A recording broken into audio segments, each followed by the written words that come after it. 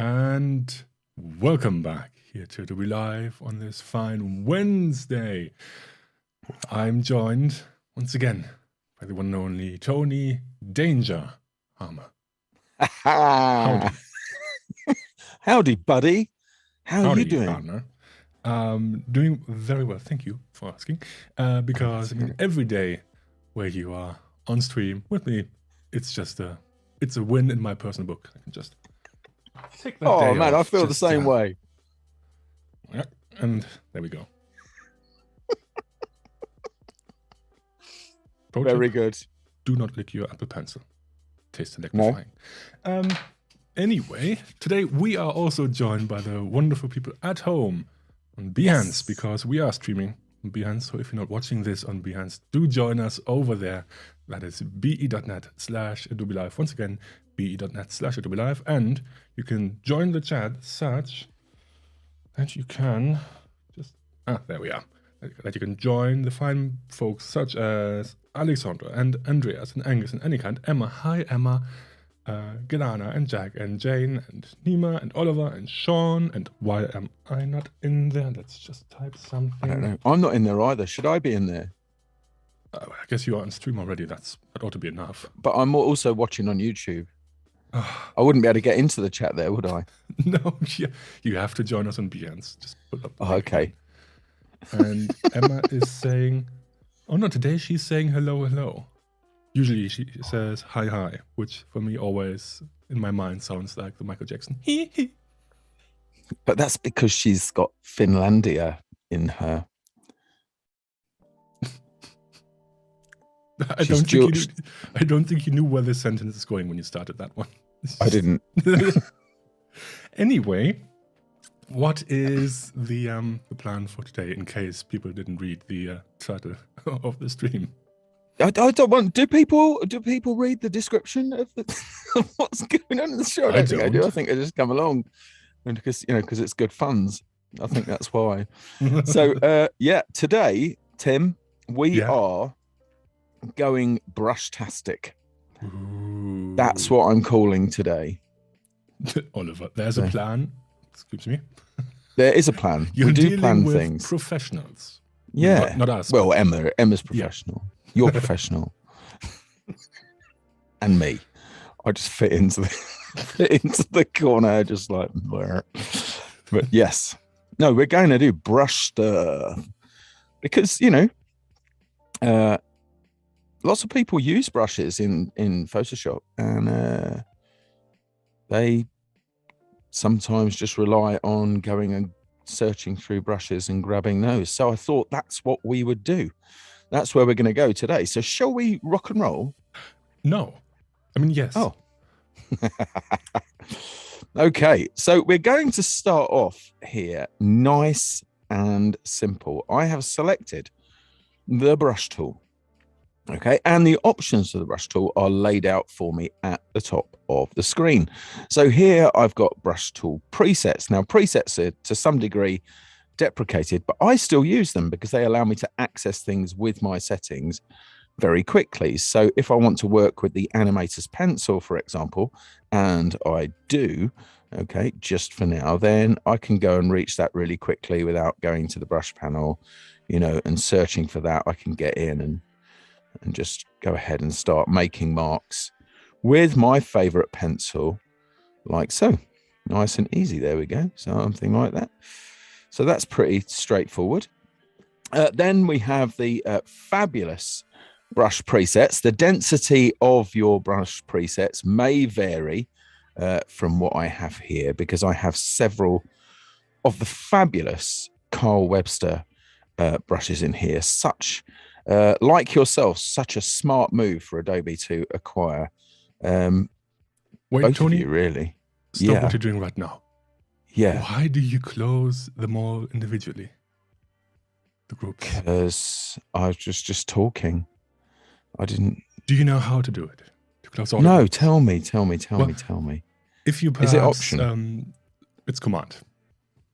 Oh, it just because works if for you me with search option for a as well. brush in the search brushes panel at the top, sometimes it will open every brush, and instead of having to click them all to close them again, just hold down command. I consider myself told.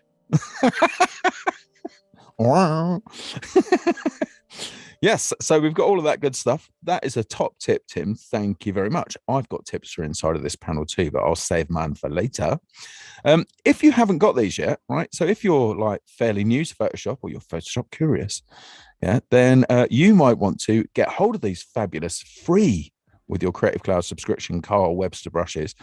And the way to start that journey, because I'm not going to go through the whole journey here, but I'll show you where to start that journey, is to click on the gear flyout from the brush panel just here. Okay. And you can come down and choose get more brushes. And if you select that, what it will do is it will take you out to your browser of choice, and then you can sign in with your Creative Cloud ID, and you can just follow all of the brush packs that you want. And it's a follow. So if things change inside the brush pack, like you get more stuff, then you'll be updated. Doof. It's really good. So yes.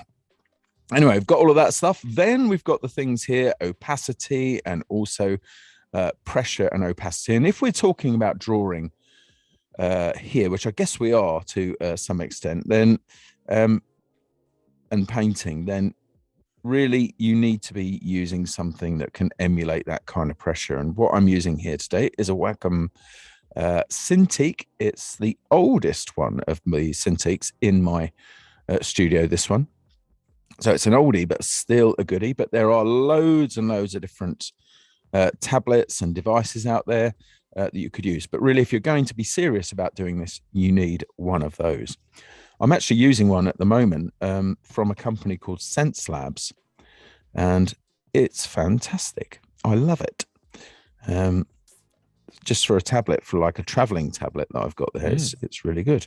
And this is my ooh expression because that's so cool. Wow, you're natural. Okay, so we've got all of that stuff. So opacity, pressure, flow.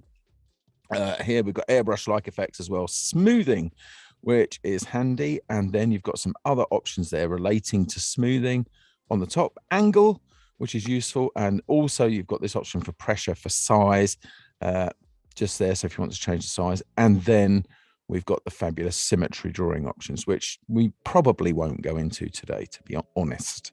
Right, but you know, hey ho. Right, I'm just going to delete that layer and add a new one. I'd like to clear up, first of all, I'm going to select here a brush. I'm just going to select one from the general, aka default brushes just here. And I'm going to choose this hard round pressure size. Now I want to change my brush size. There are 3 ways I could think of immediately that I could do that. Okay, I could simply right click, okay, onto the on the canvas here to access the brush panel in situ and change the size using this slider, which is kind of all right. I could use the bracket keys. That's the square brackets, not the parenthesis that people often confuse them with. So if I come back onto the canvas just here, you can see this small dot in the middle of my canvas. If I hit the right bracket key, then the brush gets bigger. And if I hit the left bracket key, the brush gets smaller. Yeah, I'm sure that at the moment, we're all in the territory, right? That, yeah, we kind of knew this, unless, of course, you are Photoshop curious. Another way I could do it is on a Mac, hold down the Control and Option key, okay, together, because that allows me this dynamic preview. Now, if you're on Windows, this would be Alt right drag to do this, right? But you can see dragging left to right allows me to dynamically change the brush size, and dragging up and down allows me to change the hardness. Now, if you want that to change the opacity instead, then you can actually do that in the preferences. You can switch over that from there. But really, it's the hardness that I'm kind of for my own work, right, that I prefer to use that option for. So there's a fairly soft stroke there. Let's go ahead and change that to a hard edge stroke. Boof, like so. You can see the difference between those two things. So it's a very handy thing to have. I use this one a lot because if I want to change the opacity or the flow, then I tend to do that via the keyboard. Yeah, so I'll just paint a stroke just there. So that's at full 100% opacity. Okay, I will use the bracket keys there just to change the size for a moment. Doesn't mean you can't use it, just, you know. And I'm going to tap 5 on my keyboard. You'll notice that the opacity here has jumped to 50%, and you can now see that is 50%. So as I paint, I'm just painting side to side here like so. You can see it's painting at 50% opacity. When I stop painting, without lifting the pen, of course. Without lifting the pen. That's important. So that's kind of where I was going with that. Absolutely. So without stopping, no, it's all good. It's good to say. And now I'm going to start another stroke over the top. And so you can see the combination of those things where they overlay is starting to build up that paint. Now to contrast that with flow, so I'm just going to tap 0 here to take my opacity back to 100%. So any of the keys here, just to tap through them. If I go 1 is 10%, 2 is 20%, I'm sure you can see the emerging pattern just there until you get to 0, like so. If you do ever want it to be actually 0, all you need to do is tap 0 twice. Tap, tap, and suddenly the opacity will be, or should be, 0. To go back to that, let me just do that again. Strangely, it's not working. That's very odd. But anyway, that's normally the case. Normally that it works, not that it doesn't work. So I'm at 100% opacity at the moment. I want to change the flow now. So I'm going to change the flow to 100%. So to do this via the keyboard, so of course I can click up here. I can also use stapler accident finger to do that, drag backwards and forwards. You knew I had to get that small phrase in, Tim, because I know you're a big fan. You've even 3D printed a stapler accident finger. First and only member. Yeah, there we are. Yeah, absolutely.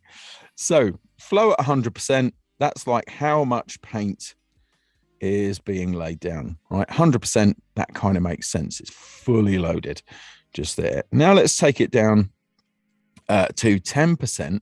Now at the moment, the keyboard is controlling my opacity. So I'm going to hold down the Shift key, okay, and tap 3. That just takes that to 30% flow. Can you see that? Some brushes work the other way around, right? That the primary, as in not holding down any key at all, when you tap the number keys, it changes the opacity. Some change the flow. Yeah, and if you ever want to get to the other one, just hold Shift and it just moves it across to the next dialog. So here's what flow does. Now, again, if I actually change the opacity as well, I'm going to bring the opacity down to 30%. So it's 30% of both. Now, I'm painting backwards and forwards just here. Okay, I'm going to change the flow again. So let me take it to 70%. Yeah. Oh, no, I think you needed to make it lower because the flow often requires to have like that's really where low I was values. going, but for some reason, not seeing it. No, even lower. Like 2%. Yeah. Okay, so I'm going to tap 0.2. No, not opacity, flow. Yeah. We're getting there. Yeah. I know where I'm going. Go to 10%. Here we are. Right. So now when I paint, notice that this is continuous painting again.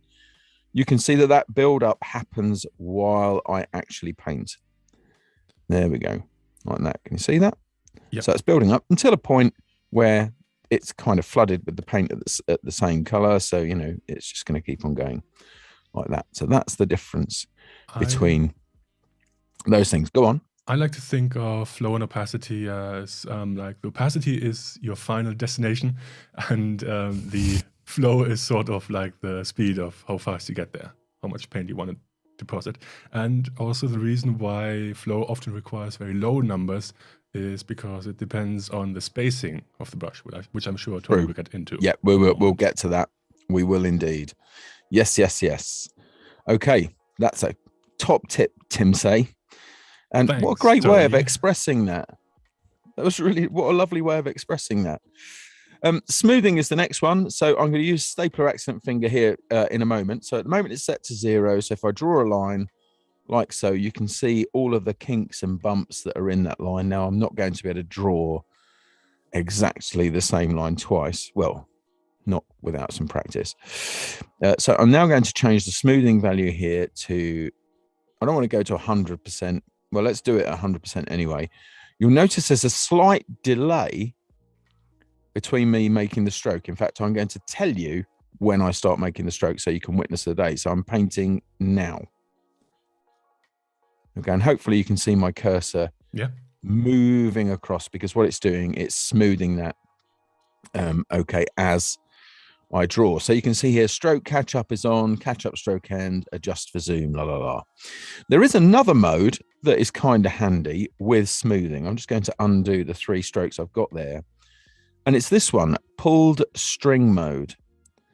Right? This gives you a small string that goes from the cursor.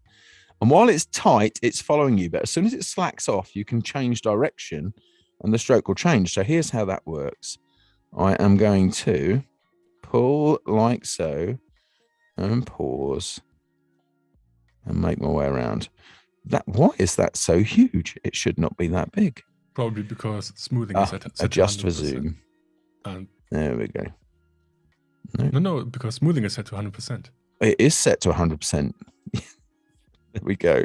There you are. Yeah. Okay. And then when I change, there you are. So you do have that mode. You don't see the little string anymore, though. You used to see the little blue string from it, but hey ho. Anyway, that's your smoothing options as well.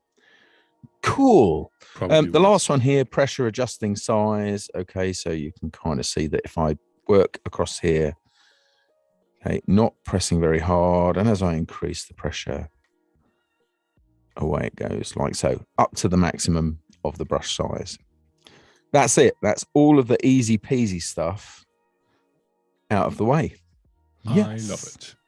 Yes, me too. So I am going to zoom in quite a way, not quite that far actually. And also Kenneth has just joined us and he says, always great to see Tony. I have even shared some of his non-design LinkedIn learning content with my students. Who was that, sorry? Kenneth Shinneberry. Oh, Ken. Hi, Ken. Ken, hey, hey, hey. Also there we go. On Behance. Yes. So, drawing a line like so, and turning that into a thing like that. So, an arrow. There we go. That's just in case that wasn't immediately apparent. Oh, okay. Yeah. Now that you say it, yeah. Yeah, the clue's there. Actually, I'm going to resize that because I just want to take that down to about that big, maybe a bit smaller. There we go, something like that. I was going to draw it zoomed in, wasn't I? And then I decided not to. Okay, so I've drawn a simple shape here. You can create a brush tip shape, so it's like a stamp, really, from anything. Really, if you've got a selection of it, you can turn it into a tip shape. But we're going to do this with this simple drawn shape. Okay, like so. So I'm going to get my selection tool. I am going to select around that. We'll deal with varying opacity shortly. Yeah, okay, so in terms of the stamp shape. Okay, so I'm just selecting that area. I'm then going to go to the edit menu. I'm going to come down and choose to define a brush preset. And I get some things in there for me, telling me things about the size or various other things as well. And I'm just going to call this one Adobe Live with Tim. Yeah. That's me. It's you. Crazy. Okay, I'm then going to delete that just there because I don't need it, because it's dropped into the great library of stuff, and make that selection go away. And now you can see my brush is ready to go with this particular thing. This is where the interesting stuff starts, by the way. So I'm just going to draw like this. Yep. Okay, there we go. And you can see how that is working. At this point where I started on the left-hand side, yeah, then I have the arrow tip there. I just pressed for a long time there, just for a second, and the slight variation in my movement filled that in. And then on the right hand side, you can see the point of the arrow that we created just there. So now we're going to go into the brush settings panel, and these are the things we're going to be working through, okay, pretty much for the majority of this session. Okay, so first thing I'm going to go to is the brush tip shape. Now, of course, I've created that arrow shape. Sorry, they're at the top here, aren't they? I've created that arrow shape. Sorry? I think they are alphabetically sorted, so it's in the middle somewhere. Around or maybe it's not alphabetically sorted, but yeah, I just saw it in the middle. Size order, but it will be in there somewhere. I thought they used to go at the bottom, but anyway. That was. Yes. No, that's a different one. Or is it? Anyway, not to worry. We don't need to worry about that too much. The tip shape that I'm using is just fine. So we've got a little preview window down here. So if I change the size, you can see that the brush will get smaller and larger like so. Spacing is the thing that I'm going to introduce here. And as I increase the spacing in between the strokes, you can now see the stamp is being repeated, okay, based on a percentage of itself. Yeah. So if I now draw with this, look at that. Yeah, it's good, right? I've got spacey arrows. I'm going to turn off the pressure for size. Space around myself. Need some personal space. It's very good. Keep your distance. You know, so if I had pictures of two people looking at each other, I could add eyes with, you know, arrows between them like that. So look here. Simply and easily. Okay, or if you want to draw attention to the brush settings panel, you can just keep that. Yeah, here's the brush settings panel is just here. In case you missed it. Good one. Okay, so that's the spacing attribute that we're going to work with. Now, we do have a couple of attributes just above that, okay, such as roundness. Yeah, so if I change this, you'll see that the arrow shape or the stamp shape here, okay, changes like so. So now the arrows are teeny weeny like so. And I could also change the direction in which they naturally point like that. Okay, so you can see how that stamp is working just there. You can also flip these across the x-axis and or the y-axis as well if you want to do that sort of thing. You can numerically set an angle, and you can also numerically, okay, set the roundness just there. Just above that, I have a small restore to original size arrow just there, which will take it back to the original size of the brush. Okay, and I'm just going to bring these things out. So I'm just going to set the value of angles as 0 just here. 0 point is on the right hand side. Okay, and then the roundness to 100 just to get that back to where I had it before. Okay, so there's my spacing working out beautifully like so. Let's just delete this layer and add a new one. Okay, to continue. Now we're going to go into some dynamics of the shape. Okay, so this is where you start to make the stroke much more interesting, like a whole lot more interesting. Now at the moment I haven't changed anything, yeah, so the stroke would be exactly the same. Jitter is the Photoshop team's way of saying variation. That's why you know that Illustrator is the smarter product, right? Because they can spell variation. I'm just teasing. That jitter is a way of it is actually a really cool way of expressing it, if I'm honest. So size jitter, okay, let's just say it can increase by 100%, so it could get much larger. Let's just try that out. Okay, yeah, sort of. There you go. So it's going between not pressing very hard and pressing hard. You can see that the stamp shape, okay, is changing as I move between those. So if I just gently go like that. Doesn't make too much sense for an arrow brush like this, but think of like other more random ones, like, I don't know, clouds. Oh, we're going to get to all of that. We're going to be doing, in fact, we are going to be doing clouds, Tim. We're going to be creating a texture with clouds. A creative cloud. And a brush. A creative cloud, yes. Hey. So we then got some controls underneath that, right? So how is this size jitter being applied? Now, at the moment, it's pen pressure, which is what it's doing. So as I'm working on this tablet, if I'm not pressing very hard, I get smaller arrows like so. If I press hard, then I get larger arrows like that. Okay, but there are other controls.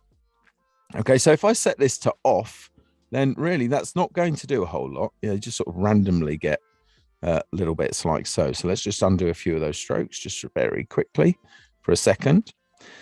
If we go to fade, that will successively fade off, yeah, by a certain number of steps. Now the default is 25, yeah, on here. So I'm just going to go with the default, and also underneath it there's a minimum diameter, okay, that it will work with as well. So if I come along and just brush here, you can see how that is changing over time. I'm going to use my trackpad to draw this one. There you go.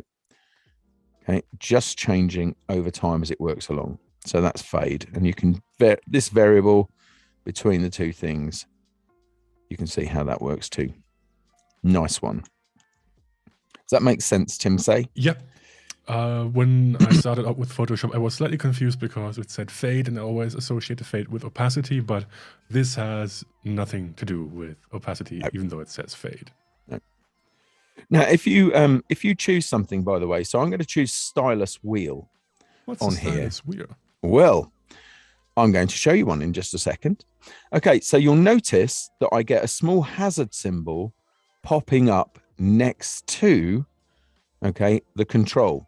And that's telling me that in order to use a stylus wheel, yeah, I need to actually have a device on that supports one. Such as, you might want to go a big screen just for a second, Tim.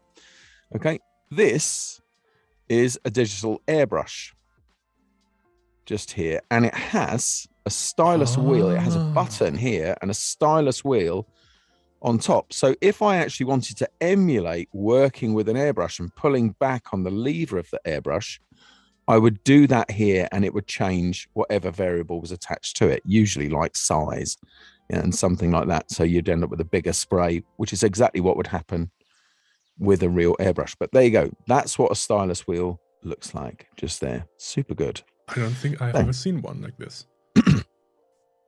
They're quite rare now, I think. I don't think you see too many of them. And in fact, I don't think, I mean, this is the oldest Cintiq in here. Yeah. And I don't, this is the only one this would work on. Yeah, and in fact, I'm not even sure. Yeah, so, okay, so you notice that now I've touched this to the screen, yeah, I can go ahead and I'm just pulling back on the stylus wheel here. Okay, so I'm pushing forward. There you go. But that's how it works. And as soon as I go back to using the other stylus, you'll notice that has a control comes back. So there are a few things such as rotation, unless you're using a stylus like the Wacom 6D, which has that built in, and some of the newer Cintiq ones have that automatically, then it's kind of off the menu. But you'll know if it's off the menu for you because you'll see that little hazard triangle. So that's the size variation that we can do just there. Then we've got angle variation. Again, we've got a control for that. So you can do this. There you go. There's rotation just in there. If I choose it, it will tell me that I don't have rotation for that. Initial direction is the direction you start off in. Okay, so let's try that. And I'm going to draw from the bottom down here. I'm going to draw diagonally upwards. So you can see how that first arrow, okay, was pointing downwards. If I did it the other way, there you go. Oh no. What? Ken in the chat has started a very controversial discussion again, all about a certain fruit company and the other one, which is more interested in glass products. Okay. I mean, like you said, not going to engage in that discussion because clearly there's a winner and we all know who it is. Yeah.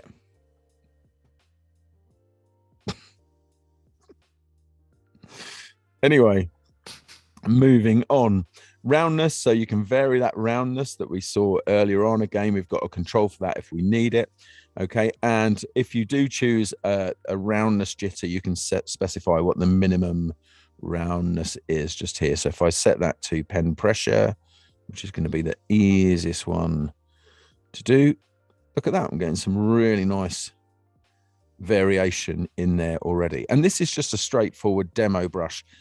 as an arrow, so you can see the effect the direction it's taking without too much work, right? It's like underneath that, sorry. Like a visualization of my thought process. Yeah.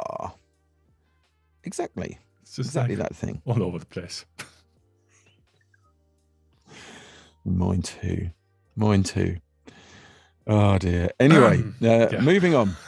Sorry. As we say. So the other things that we have here inside of that panel, if I just go back to that just for a second. Again, we've got flip X and Y jitter, and we've also got brush projection, which means it will engage all of the abilities of a tablet if you're using one. Yeah, so it will use tilt and rotation and all of those things. So you turn that on, combine with that, but I'm not going to worry too much about that at the moment. Okay, I'm going to wind this back a little bit. So I'm going to take the roundness jitter off, okay, and the size jitter down back to the beginning. I'm just going to clear this layer. Okay, and we're going to go into the next set of dynamics, which is scattering. Okay, so my favorite. This is where I like this one. This is where it can get really, really interesting. So if I say scatter this by 300% on both axes, so the X and Y axes here, and control that by pen pressure. I'm not going to press very hard, right? So as I do this, I'm going to press harder. Right. Let's get some more scattering in there because we need more instances. So that's the next thing here. Okay, so this is the count. So I've said 6 extra instances, not pressing very hard, but now pressing a lot harder. 1 brush tip. You know the count? Yes. Yeah. Sesame Street. Yeah. Oh, man. Oh. Short factoid for you, Tim. When I was creative director at Kingfisher Graphics, I used to leave for lunch to my apartment, which was about five minutes away. I used to leave at about 10 to 1. Yeah. So I would be home in time for Sesame Street. So I could have my lunch. So Tony can sit there and watch Sesame Street. Yeah. Sorry? So I know the numbers. Yeah. So I could learn the numbers. That was the thing. Oh, dear. Epic. What I'm also doing here, by the way, which is introducing a little bit of texture, is I'm erasing with this brush. Okay, so I'm temporarily erasing using the same brush. So let me just lay some... this is where this can get really crazy, right? Because you can kind of build up a really meaty texture. How and are itself you doing that? Using the same brush tip, but switching. That's what I'm going to tell you.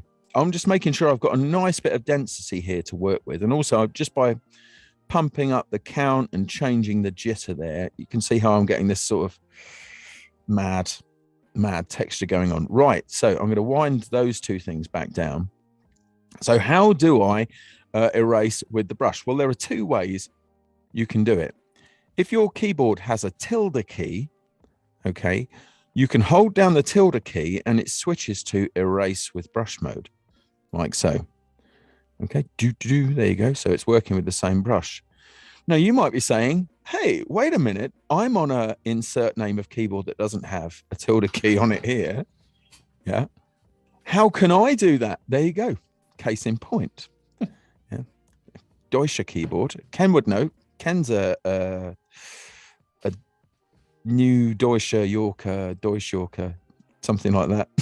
He'll tell me in a minute. It's because from New York, but lives in Germany. Anyway, right. So, or is it Düsseldorf? I'm not sure now. Anyway, right. Moving on. Well, that's still in Germany, right? But anyway, moving on. Right. So that's how I can do that. So what if you don't have one of those keys? Well, you can use the clear blending mode.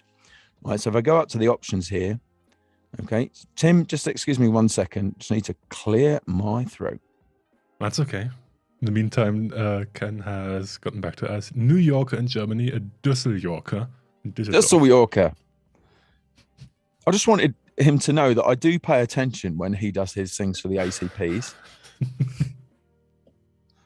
How very kind. That it's not just white noise going on. Like. Anyway, so back to the thing. I don't have a tilde key on my keyboard. You can go to the blend modes here and you can set your blending mode to clear, right? And that does the same thing. So if you can't hold down a key while you're painting, because that is a thing, right? For some people using Photoshop, they can't for whatever reason, then you have access to that clear blending mode just there. All you need to do is just switch that blending mode clear. And do you want to know the shortcut to switch to the Shift Option or Shift Alt R?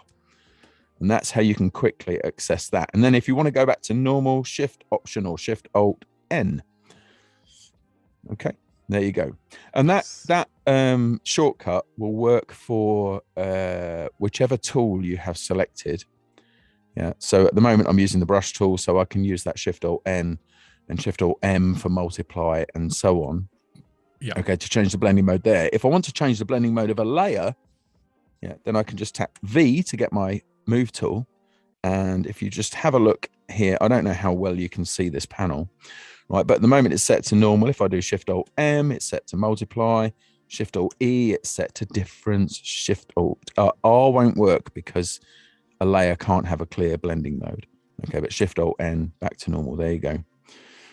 So worth knowing, productivity boost from Tony Harmer, aka. Because if you want the equivalent of the clear blending mode as a layer, you would have to go to layer knockouts. Yes, you would. Yeah, but I mean specifically, if you were looking for a clear blending mode, you would not find one in that stack because it's a tool specific thing.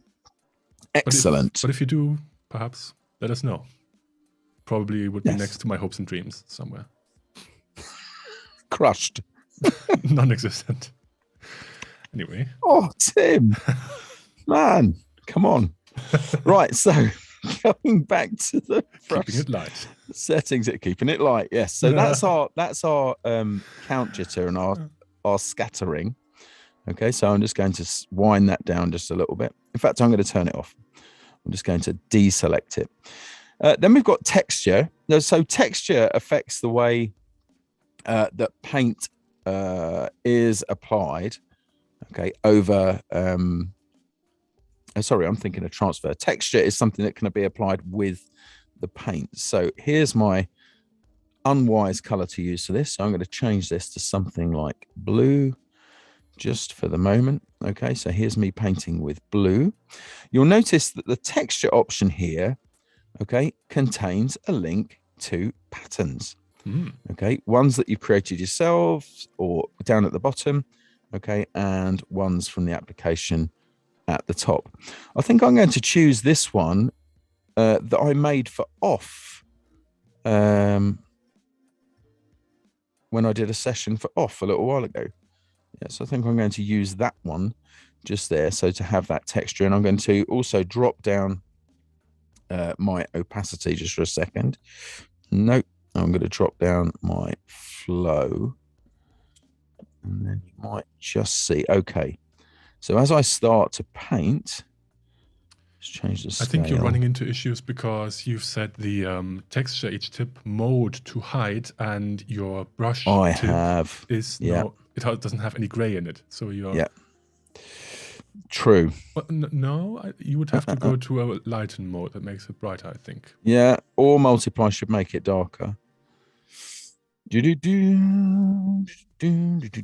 overlay, perhaps. Yes, which is a mid gray. Yeah, we're still not saying. I'm going to change the brush tip shape. Yeah, I think you could change the brush tip to like one that has transparency in it. Well, perhaps not hard round one because that also doesn't have any transparency in it. But like one of the soft ones, perhaps. Yeah, let's go for dry media. Yeah, there you go. Let's go for this Pastel Palooza. Just say, let's try that one out. In it already. It almost certainly does. Paper texture, yeah. I think it does, yeah. But we're going to change that to my off texture. There we are. Then, that's it. Yeah. I think the size of the texture is just really big, so you have to scale it down. Bring that down. You can see it happening in the preview window. There we go. Haha. So let's go ahead and draw with that down here. There we are. So if I draw a simple stroke, and I can change the brightness of that as well. Just makes you appreciate all the work Kyle Webster put into all these packs. Imagine having to do that. Oh man, crazy, isn't it? How many brushes are there in Photoshop? Over 1900? It's crazy amount. And it only got the search field a couple of years ago, which is just, you know, interesting. So there you go. You can see the texture going on in there. Height is using grayscale mapping. So white is high, black is low on there. So that's how it's working. So if you think about wanting to emulate a paper texture, yeah, if you scanned a paper texture where the light couldn't quite get into the cracks in the paper, let's assume it's like a heavy watercolor paper, yeah, those appear darker. And so that's a way that texture can work within that. Of course, you can do other creative, crazy stuff with it as well. And you can change the depth mapping. So if I drop the depth down here, you'll see now I'm effectively painting with just the pattern, which in itself is fun. You can set a minimum and max depth here, so, or in a variation, sorry, minimum and a variation depth, and how that's controlled as well. It's exciting stuff. Yeah. And if you use like some of the paper textures where Kite Webster, he also provides some for free. He does. I think on his Gumroad, don't quote me on that. Yep. You can also import like your own patterns. Yeah, you can. And we're going to make one shortly. Oh. So we'll make our own texture. In fact, we could do that now, actually, if you want. Shall we do that now? Yeah, just get a face of us, like some avatars, and then make a Tim and Tony texture. So if anyone ever wants to paint with us. Oh dear. I'm going to make a cloudy texture, unfortunately, Tim, because I need to use it for a brush tip shape as well. But if you're going to make a cloudy texture, are you planning on making it seamless? Yeah. Then perhaps you want to use 2048 as your dimensions. If you're going to use the clouds filter. I am.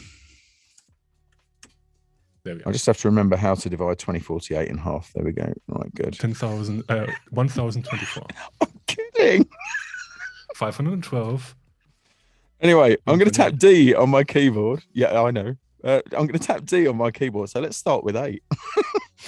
I'm going to tap D on my keyboard, set the default fill and stroke colors. I'm going to go to filter, down to render, and I am going to choose clouds. And so it renders me this lovely cloud pattern.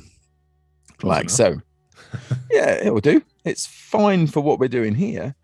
Okay, so I'm going to come down to filter, other, offset. Wow. Okay, and then I'm going to change some values here. So 24 pixels to the right, and I'm going to go vertical and 24. I'm very sorry, but I already took away that step for you, because turns out if you set the dimensions of the canvas to a power of 2, the clouds filter is seamless. You don't have to do this step. So sorry about that. All right, if you've got something that isn't set to that.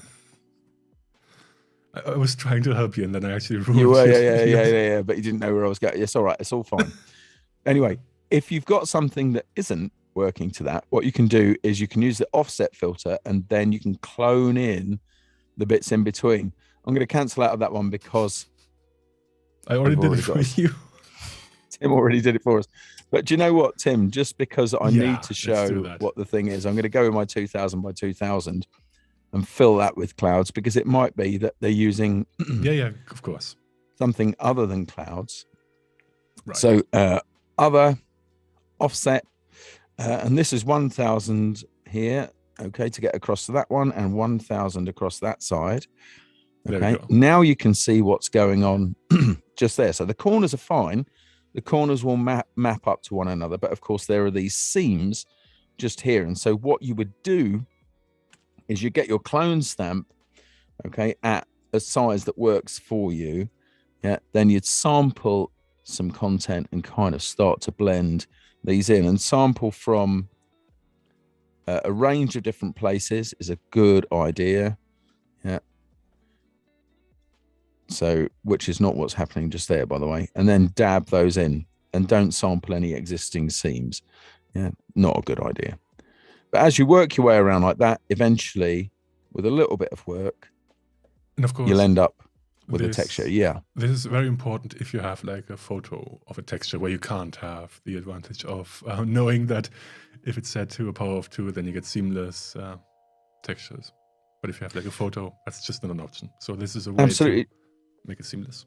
And there's also, because sometimes there's light variation. I know in a lot of the textures that I photograph, there's a bit of light variation in them because quite often they're uneven surfaces. Right. And there's also a way using average and a blending layer that you can actually negate to a certain degree the light. I might stick that on my channel, at some point. That'd be a handy technique to have. You have a YouTube channel, Tony? Yeah, man. It's like YouTube / the Design Ninja. Very exciting. And Ken is also asking, could content where fill also help clean up the seams and make it more random? Yeah. Yeah, you could give that wouldn't hurt to give that a go at all. Just make a broad enough selection for it. And yeah, that should work just fine, Kenneth. Not a problem at all. That would work pretty good. Sean is asking, rather than offsetting, could you use the pattern preview in Photoshop? Yeah, I'd give it a go.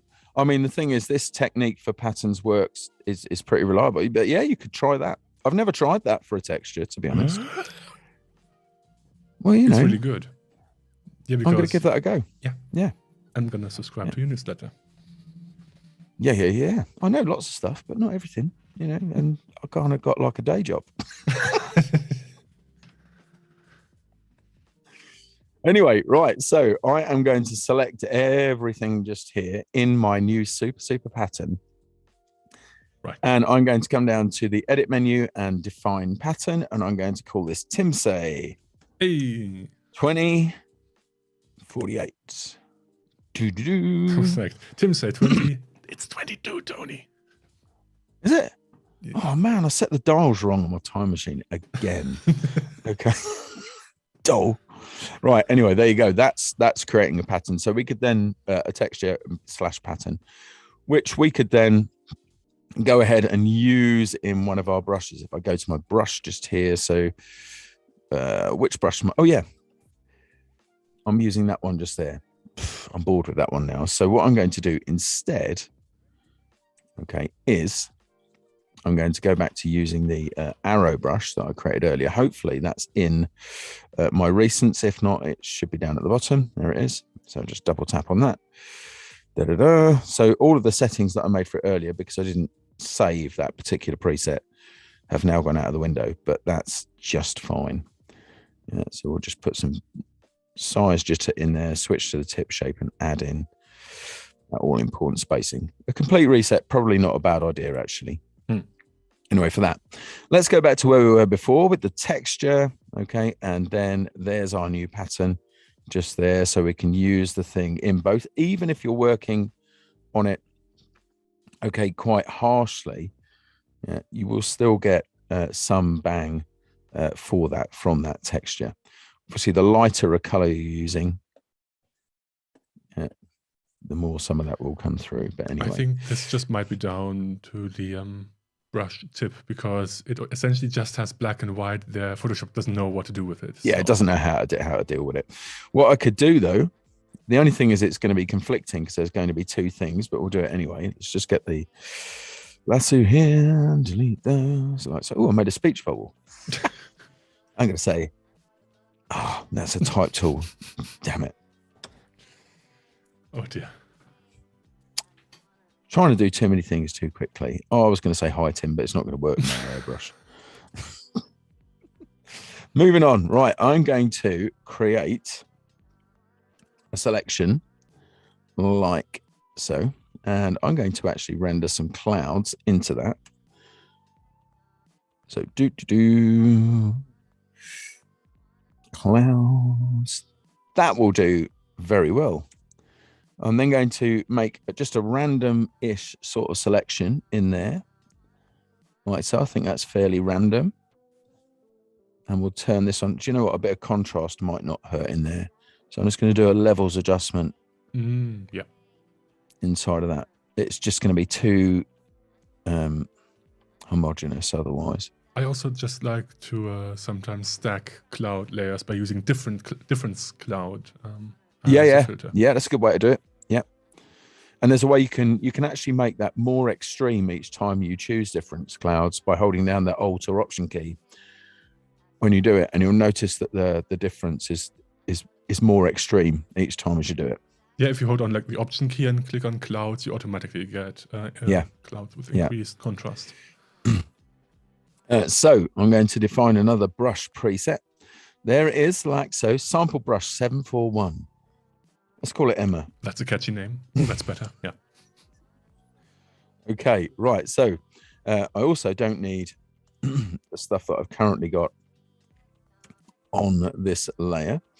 Okay, or the selection in which it's contained. So we're back to the brush tip shape again. So this is where we can kind of model out our scattering just there, and then we can get into shape tip dynamics and put some jitter into the size. Say the minimum diameter is so much. Let's get some angle going on there and some roundness. Let's do a bit of scattering. So we're turning on quite a lot of things now. And just increase the count. So there's going to be 2 for each step. Like that. Man, that's too big. We'll drop the size down on there like so. It's kind of nice. Sort of inky. Yeah. Inky. I like it. Yeah, that's Probably working. Would look more like cloud if you set the background to like something darker and then the cloud to something lighter. And yeah, that would be sort of, well, if I messed with the opacity, that's the thing, is so many different variables that you could do with that, and the flow even. Yeah, loads of different variables that you could work with that. Let's see if we get any hit for texture. Again, it's quite dark, but there is that's also a nice look. Yeah. Let's just see if we can hit any of that texture in there as well. Yeah, not. It's very big. Yeah, it's not working too well, that one. Just there. It's because they're both the same thing as well. So you can see it's kind of filling in. If I take the depth off, though. There you are. Aha. And change the variation in there and associate that with pen pressure. Then this is where we can start to build that sort of smoky thing like that. So something in that sort of ballpark. There you go. Lovely. That's the 2 things working together. And of course, right. You could play around with different textures, see what works, see what doesn't, and probably spend days, weeks. Well, I think Kyle spent like 8 years or whatever it is just playing with on one brush. Yeah. Well, I mean, he opened, the best way to learn, the best way to learn about how a brush is behaving is simply to select it and open this panel and go through the settings inside of it and see what happens and modulate the settings as required. That is the best way to learn how to play with this. Now, I am just wondering, the way I've got this set at the moment, if I just get rid of this layer and add a new one, dual brush allows you to use 2 brush tips. For the same price. For the same price. Now, this might be interesting. I might have to go back and turn off the texture, but I mean, I'm just going to go and look through. That looks like it might be interesting. You can also change the way that this blends, okay, with the other brush tip. Yeah, so I can go ahead and let's just try this out and see how that's not too exciting, actually. I'm going to turn off the texture just for a minute.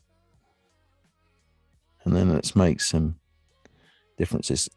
And Jane in the chat says, no, this I've never managed. Dual brush defeats me. Well, that's a pretty easy way to think about how it works. It's just like, imagine you have 2 brushes at once, and where they overlap, that's where the color goes. Will be applied. Depending, of course, on the blend mode you use. This is where you can create some fantastic stuff using this. So what I've done is I've temporarily at least turned off the texture Okay, and I've changed the brush tip shape to something that is easier for you to see. So I've got like this downward stroke crosshatch pattern.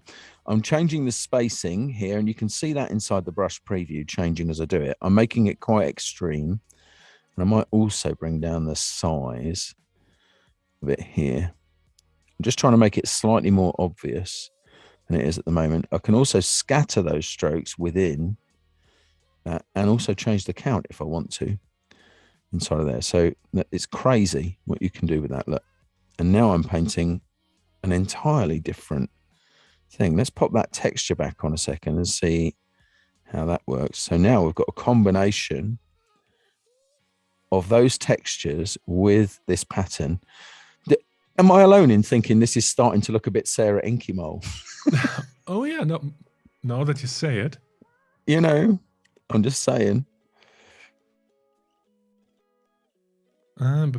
So my question applies to the dual brush now. Is the list limited, or can you add your own brushes? It should, and you should be able to pick. I think I just saw ours somewhere in the middle. Yeah. Is that it there? No. No. Oh no, because it'll be sideways, won't it? There it is. There you are. So yeah, you make whatever you want to make with that. Yeah. Now again, I might need to model the size a little bit, and that brush itself, remember, has got all of those different options on. So we're getting into the realms of Inception just at the minute. Yeah. But nonetheless, it does create.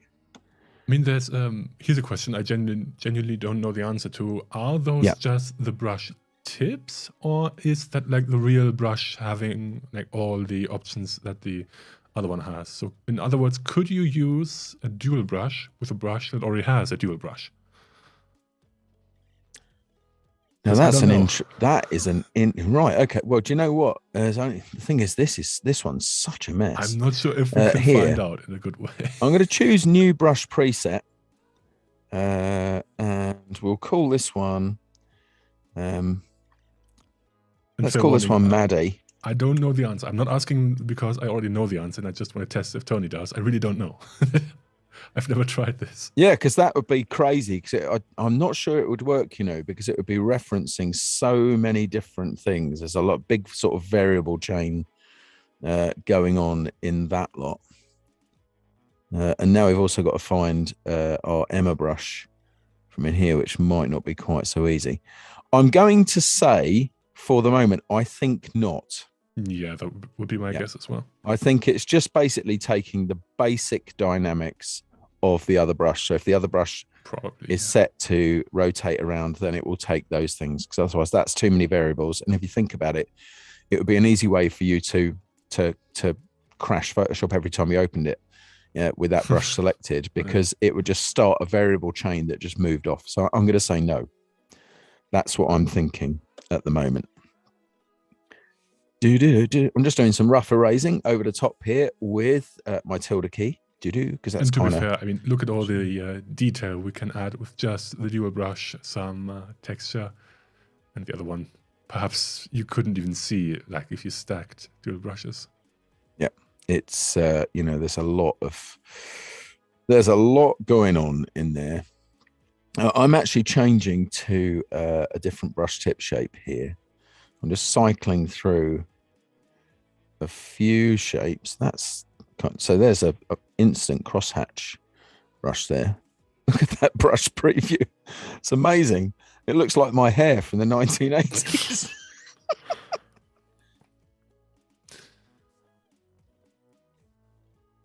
There we go. Through the brush presets. Quite fitting for a brush called Emma.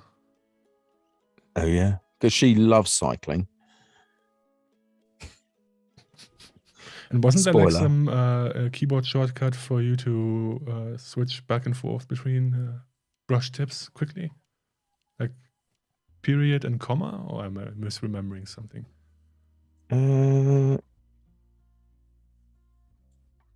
Yeah, there we go. That's it. Yeah. Backwards and forwards. Oh, okay. Yes. Right. I'm going to choose. Actually, I'm going to make another brush. I am going to get my lasso and I'm going to take some of this stuff here, and I'm going to determine a new brush preset from that. Let's call this one Rufus. No, we haven't got to Rufus yet. Rufus. Let's call this one Melanie. Okay. Yes. Good. Right. Let's pop some spacing in there to start off with. Not too much, mind. And I'm going to back off the size a little bit. Like so. Shape dynamics. And let's have a bit of size jitter. There, a bit of scattering because I like it. But don't love it. But I don't love it. I like it, but I don't love it. Ooh, that's nice. Yeah, I think that'll work for what I want to do now. So I'm just going to delete that layer, add a new one. So the thing I want to go to now is color dynamics. Yeah. Yeah. I like the color dynamics. So what I'm going to do is I am going to set my foreground color to red, and I'm going to set my background color to sort of amber-ish, something like that. I am going to enable, I'm going to turn off apply per tip. Just remember, I'm going to enable some jitter, in fact, 100% jitter between the foreground and the background, with the control off, so it will just be applied like this. There we go. And now I'm going to change it to pen pressure and start pressing lightly and then press harder like so. That's not jittering very much. There it is. Oh, it's because it's working on each time I change. Now I'll do it apply per tip. And remember, each one of these in the pattern is a tip. Look at that. Top some tip. Good, crazy stuff. Top tip. Some crazy stuff in there. Right, let's just undo those strokes, because that's the foreground background jitter, which you may want to have on. Right, hue jitter. Right, if I set this to 100%, this is going to go right the way around the color wheel as I work with it. Like so. This is how Maddie paints the walls in her house. Before you even put down the pen, I knew something like that. There was going to be a Maddie thing going on, I know. And I really like all the different jitters in the color dynamics. There's hue jitter and saturation jitter and brightness jitter and the jitter bug. Like many different jitters. The jitter bug.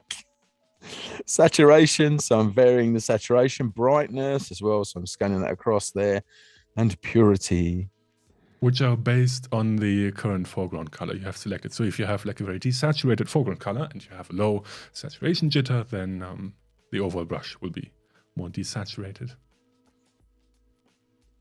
There you go. So that's with a low saturation brush just there, like so. You could, you might think, well, when would I ever use those color dynamics? Let's just drop that hue jitter and saturation jitter and brightness jitter down to 0. Let's go ahead and I'm going to choose sort of a pinkish color like so as my foreground. The background color can be fine as it is. I'm going to set my foreground background jitter and again apply per tip. So I might, for example, what's gone on just there? I think purity is not helping you there. Yeah, there we go. That's better. Let's bring that right up. Pure color. Good one. That's spicy. I also need to make sure that the brush tip shape is, that's fine. That's the one there. Shape dynamics. Size jitter, like so, with a control of pen pressure. That was the thing that was bugging me. So let's just say I was drawing a nice undersea thing and I wanted some coral. Ooh. I could very quickly just come along and paint some nice coral like so. And Jane is saying, as I have trouble with pressure and tilt control, I use all the jitters quite a lot to get variation. Yeah, or you can just drink more coffee, but sometimes also. But the great thing is there's a mechanism there for you, right? Is that, you know, that's the important thing, to make sure that there is a mechanism between the two things. How are we doing for time? Oh my word, 25 minutes. Shocking. All right. And then we've got transfer, our next setting just here. Okay, so this is basically for how paint is applied, right? So it determines how paint will change over the course of a stroke. Now, it might be that if I just start with this, like so, there's a lot of things going on in this brush, though, but you can see how the opacity. Let me just go back to another brush. Just use a basic, simple brush for this one, and we'll set the transfer option like so. Okay, so I'm going to change the flow and opacity jitter. I'm going to change the opacity jitter to pen pressure. Yeah, it's still not. I've got both things controlling both things. Let's change that one off. There we go. And we should have some variation over time. There we go. I'm now pushing that opacity jitter right the way up. I'm also going to go pretty heavy with the flow jitter. I think the spacing is probably just very low. And the spacing isn't going to help me either, is it? There we go. There you go. That's an easier way to see it. There you are. Thanks, Tim. And now, if you just joined us, we are working in Photoshop, and as you can clearly see, Tony is creating an NFT.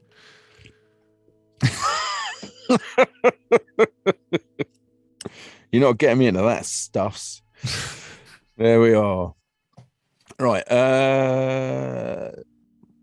Don't need to worry too much about brush pose, really, for this. This will just be the way that the angle is represented in here, but I'm not going to worry too much about those. Noise is sometimes useful, which adds, you'll notice, by the way, that in the ones that I'm going to here, the last 5 controls, they are just on or off. There are no options for those. So noise will add some noise into the brush. Let me just take that transfer option off. Nice. And go back to the shape dynamics here and just change, sorry, the brush tip shape, and change the spacing back to that. So that will just add some noise around the brush stroke, which you may want. Wet edges will emphasize the edges.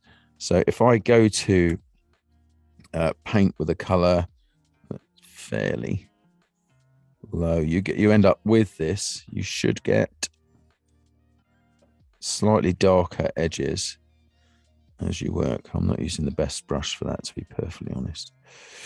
Like a lot of the watercolor brushes can really use this feature to get some great effects. They do. Build up is the way it builds up with color. Smoothing is allowing smoothing or not on the brush, and protect texture will protect any underlying texture. By the way, did you know if you are using texture in a brush and you want to preserve that across other tools, such as the clone stamp and other painting tools, you can go ahead and go to the flyout menu here and choose copy texture to other tools, which is handy, especially if you're working in the area of retouching, where you might want to be painting something in, and you might also be wanting to clone around that area and to do that. You very quickly went over 2 features which I would just like to highlight. Sorry. Build up and protect texture, and perhaps you can just talk about a bit more what they actually do, or I can talk about that. You can talk about that for a minute if you want, while I just set up for something else, but go on. Build up is, think of having an airbrush. So if you just click down or tap down and you don't move your brush, normally paint would not build up. But if you have build up enabled and you keep holding down your brush, paint will still be applied until you get to the maximum value. So that's let me choose a more interesting brush for that, Tim. Yeah. By the way, you'll notice that here inside of Kyle's brushes that he has a lot of tool specific things, right? You can tell because they have a tool icon. So this one's for a paintbrush. Let's open some wet media brushes just here. This one isn't, it's for the smudge tool. So if I click on it, or if I choose it, you'll notice I've switched across to the smudge tool. But what about if I like what that does, but I want to use it as a paintbrush? Can I do that? Do you think I can do that, Tim? Maybe, yeah. Yeah, can. if you hold down Command and Option, that's Control Alt on a PC, and click on it, then you'll notice that around it goes orange. And now I can use that brush tip shape, but as a paintbrush, like so. Very nice. Which, of course, if I wanted to, I could then go ahead and save a new brush preset based on that, which would be handy to have. And I think Photoshop also asks you if you want to include the tool tool as part of the preset. So if the tool is supposed to change to brush or whatever you want to. Yeah. Yeah, build up is if you don't move your pen or mouse, then paint will still be applied, as you can see right now. And if you don't have that, which also, by the way, is linked to the airbrush icon at the top. It is just here. It's just the same thing. So if you don't want that, you can uncheck. And protect texture is really cool because this just means that if you have a texture, it will always be on the same location of the canvas. So imagine you have like a canvas texture. Of course, you want the fibers to be in the same location every time you lift up and put down another stroke of paint. So that's when you want to enable protect texture. And if you don't do that, the texture will always start again from the origin of the paint stroke. So yes, if you want your textures to line up, which makes sense for like patterns or anything else, then enable protect texture. There we are. Nice one, Tim say. Right, I have got this brush. So if I just stamp it down a couple of times, you can see it is basically an M shape that I've drawn there. Okay, and we're going to use this one in practice before we move on to the next thing. So, which combines a lot of the things that you've seen so far. By the way, are they enjoying this, Tim? I didn't ask. I normally ask. They're saying, oh, very good. Hard face. Oliver says, whatever that means. He just says, Could mean anything. Just, yes, could be. But it says, Maybe. Oh, right. Yeah, I see what you mean now. Maybe he's looking for a keyboard shortcut and missed Photoshop and typed it into the chat. I was wondering what doesn't work. Yeah, just pushing my controls up to... Right, okay, so this is a series of M's here. I am going to go through some of the dynamics that we've used already. So I'm going to increase some variation in the size. I'm going to allow it to vary quite a lot. I'm going to leave that set to off, I think. Just there, set the minimum diameter to 10%. So that's as small as that can get. I'm going to introduce some angle jitter just here, which I'm going to leave the control set to just do what you want, Photoshop. And a bit of roundness jitter as well. Okay, that is cool. And I'll turn on some brush projection. So if I'm doing that, so this is based on a brush that I built already. Yeah, but I just want to show you it. I'm going to just change the size here, and I'm going to work with this at a low opacity just to begin with.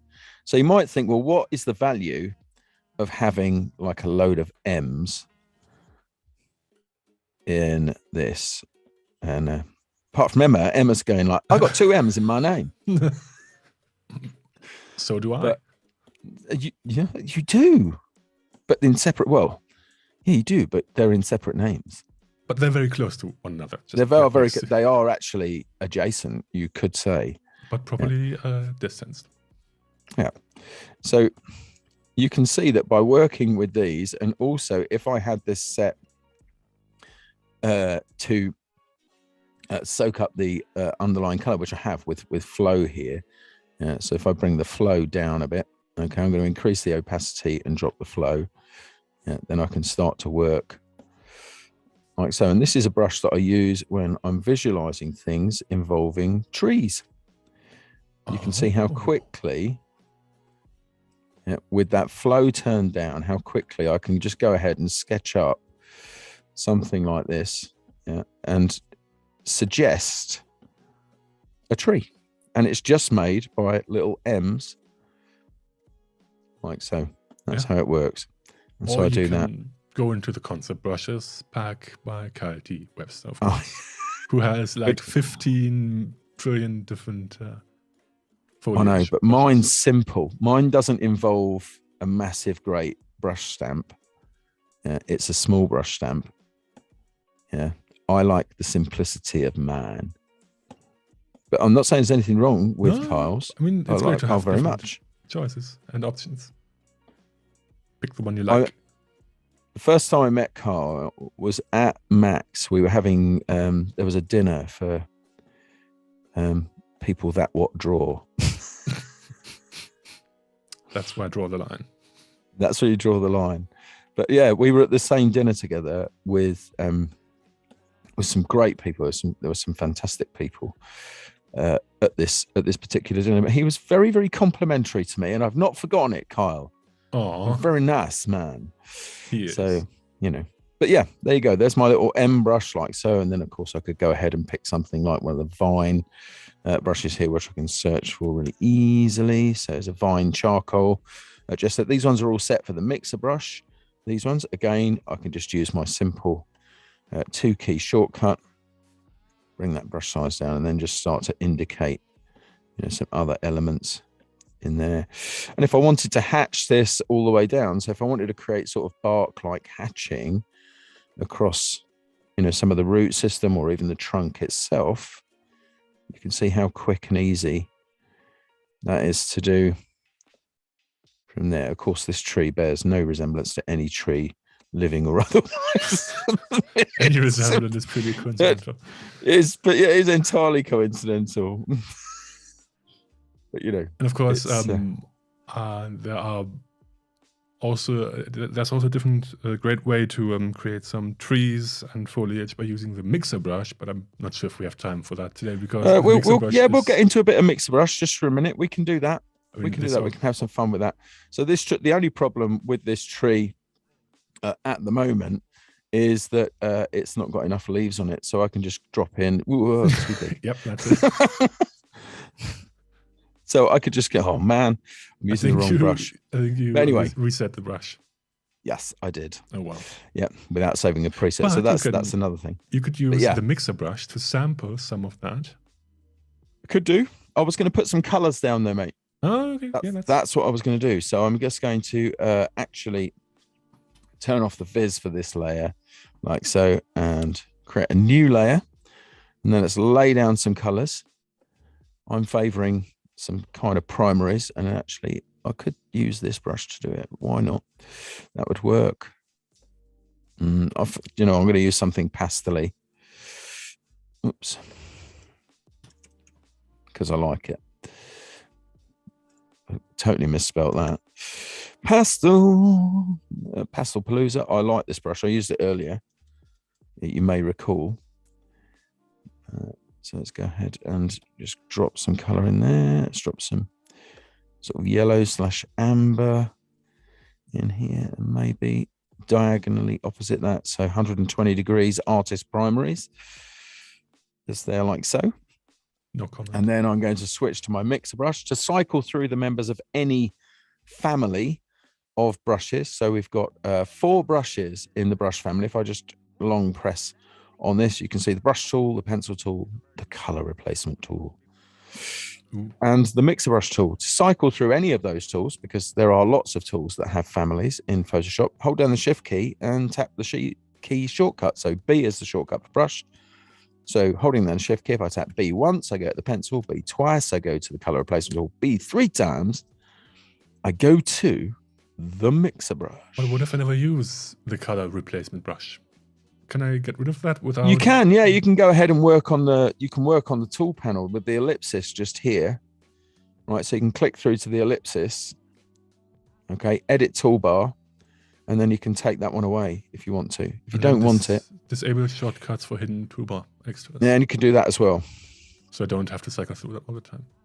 Yeah, I kind of like the count tool. I can't remember when I've last used the count tool. No, me either.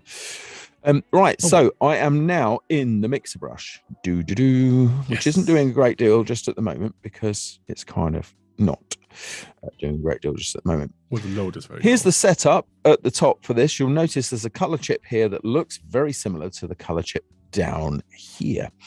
That's because this at the moment is set to load, or the last time it was used was set to load solid colors just here. And I have load brush and clean brush. I also have options to load the brush after each stroke if I want to. I'm just going to turn that off for a second, and also clean the brush after each stroke if I want to.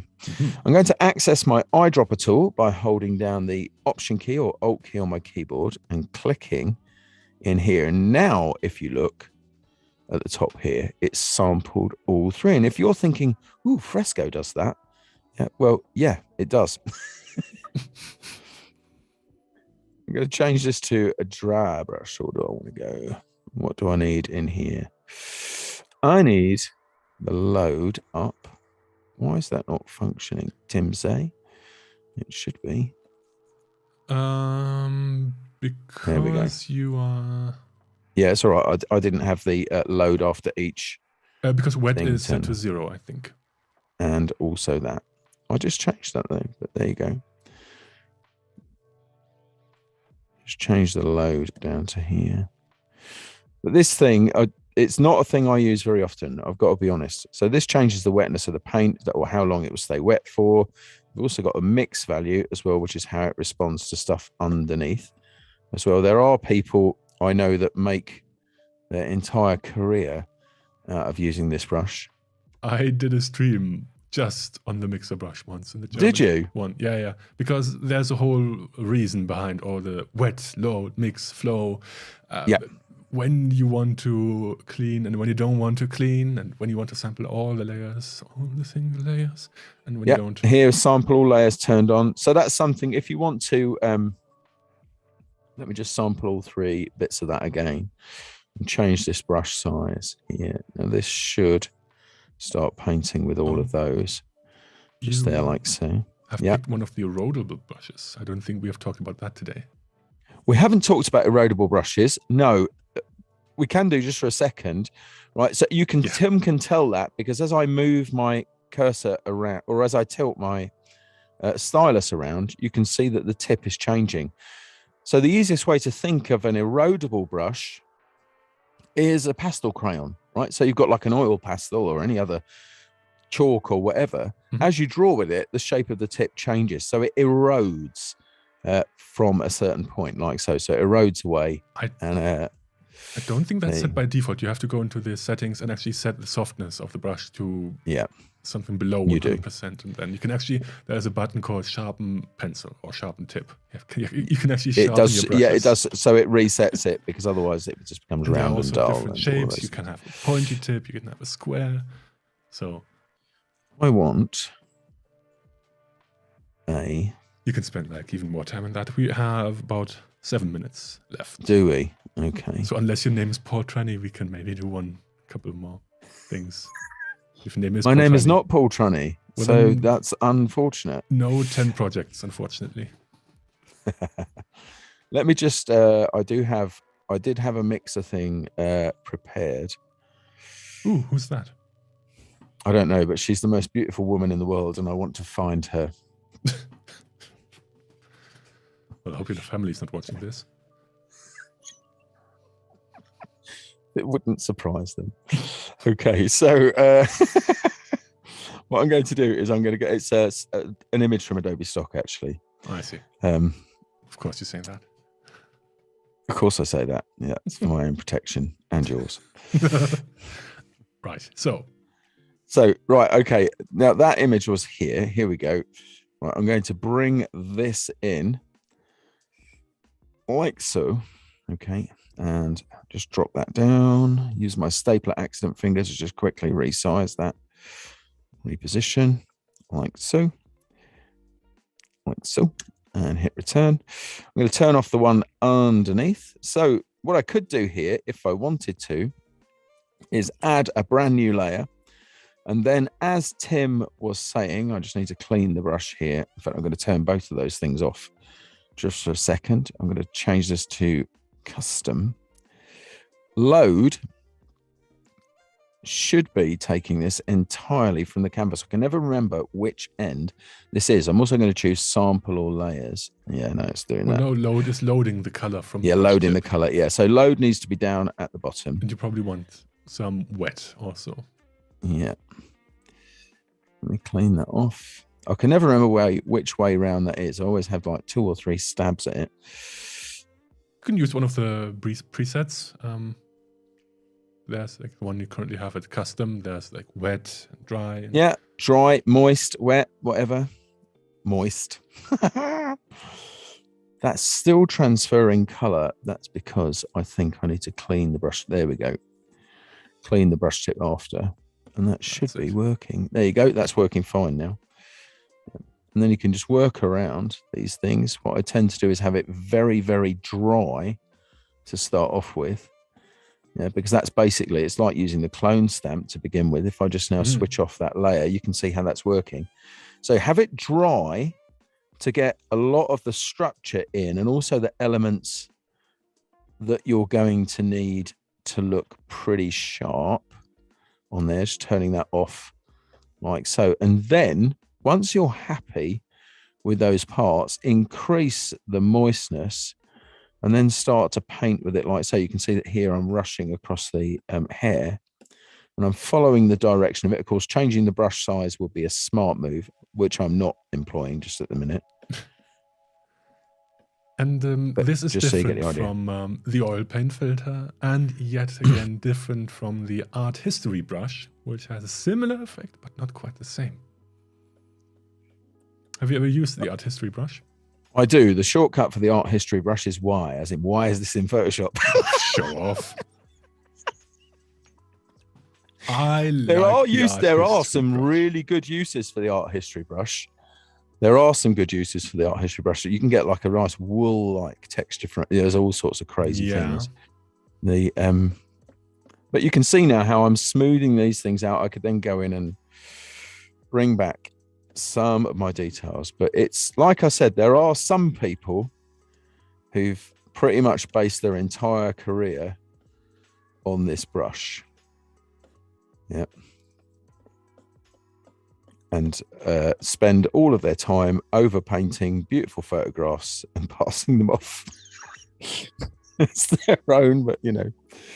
But no, it's a nice. There are times where this is really handy. And you mentioned the oil paint filter, Tim. By the way, that they're not mutually exclusive. No. Right. So you could go ahead and use the Stylize oil paint filter, and then augment it with your stuff. This isn't going to work terribly well here because this is just the layer I'm painting on. So if I go to the layer beneath, I'm just going to duplicate that, Command J, like so, and I'm going to rasterize it as well, even though the oil paint filter would sit on top of it. Yeah. The filter Stylize oil paint. This dials up. Now the thing to avoid, in my opinion, in this panel is this lighting. This is where it gives it the effect so it looks like a photo of an oil painting, in which you can change the lighting direction and so on. But I'm not a massive fan of that effect. You may be. And then we can change the level of stylization. So let's just zoom in on the eye just here, this detail area. You can see how going super crazy bonkers with the stylization, that's what it does, taking it back to zero. Somewhere in between, probably good. The amount of detail from the bristles. So if I drop that down and push the stylization up, you can see that. And then the cleanliness of the strokes, something else. There are at least 2 techniques I use in my work where all of these things basically get pushed to the right, but they are helping me to enhance something else. And then the scale, you can change that variation as well. And that gives you a starting point to work on further with your brush. So let's just say you were doing this for friends and family for some sort of holiday event or whatever. You might go at it like that to start off with. Let me just turn the layer off under above that. Turn the layer off. So here it is, beautifully smoothed out. You could use the history brush itself to repaint in details. You could use the art history brush in there. You could use, of course, the mixer brush, and then just add your own flair to that as well. So you could go ahead and just bring in things that will still fetch stuff from the layers below. I like it. There you go. And if I just go to the history brush just for a second, so I want the actual history brush, not the art history brush. Just there, start bring that down and make that soft. So again, right at the beginning when I mentioned being able to do that quickly, I need to go to my history state here, and I need to go to the open state, which is where it is at the moment anyway. And then I can just go ahead. Ooh, they're in different places. Won't work because both layers are not aligned.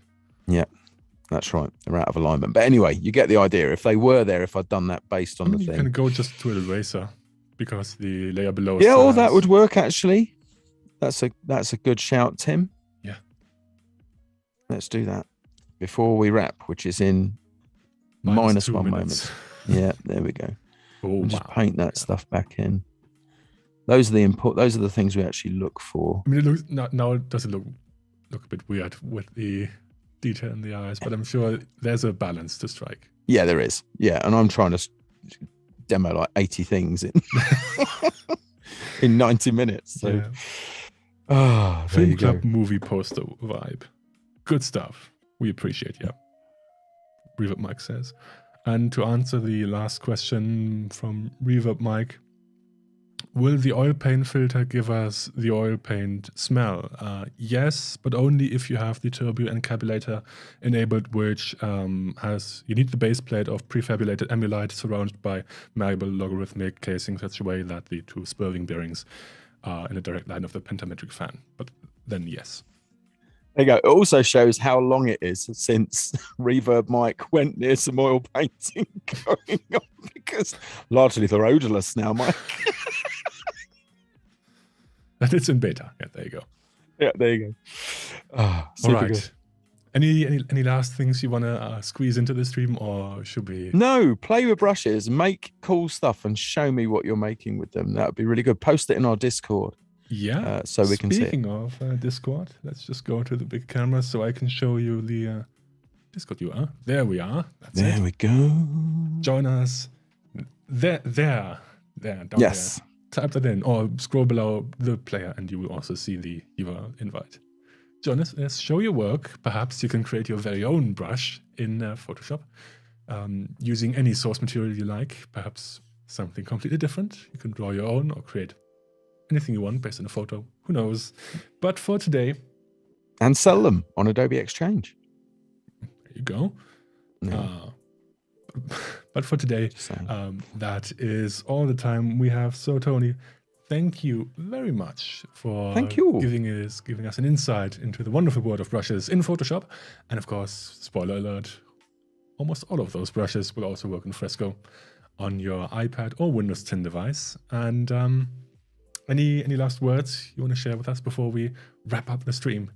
No, good sir. We're done for now. I think that's great. Thanks everybody for joining. And yeah. All right. Well then, let's have a fun look at the chat. See what they are saying.